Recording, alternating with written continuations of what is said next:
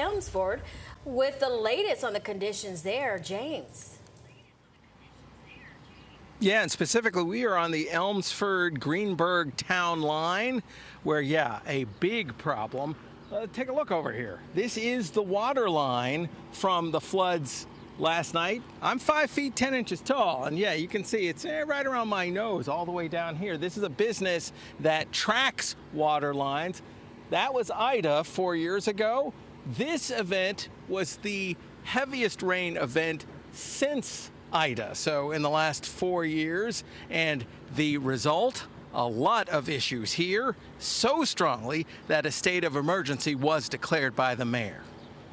A white box truck gets pushed by a forklift from the location where it got flooded on the Elmsford-Greenburg town line. That truck on Tuesday looked like this on Monday night. That's the result of 3.3 inches of rainfall in less than an hour. Westchester usually gets that amount of rain in the entire month of July. Gina Orzuna learned firsthand how bad that can be. It took me by surprise. She showed the interior of her Honda SUV, and outside you can see how high the water got.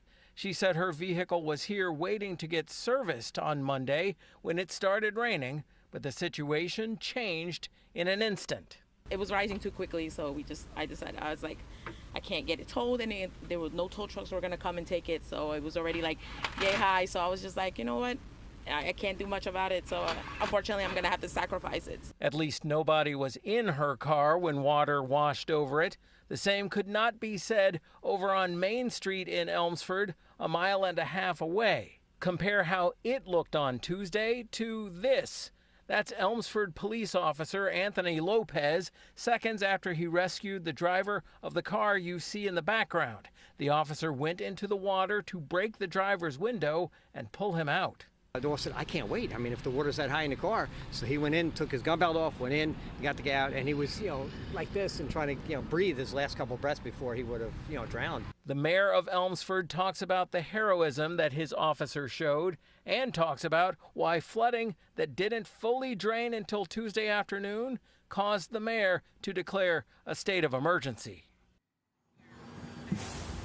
Yeah, we were talking about that drainage, and you know what? It's still not 100% drained. You can see this mucky, muddy mess. Well, that is still drain off going down into drains like this one, which is only about 50 yards from the Sawmill River. This is the same drain where the sawmill came up yesterday as high as, my nose. A big, big problem.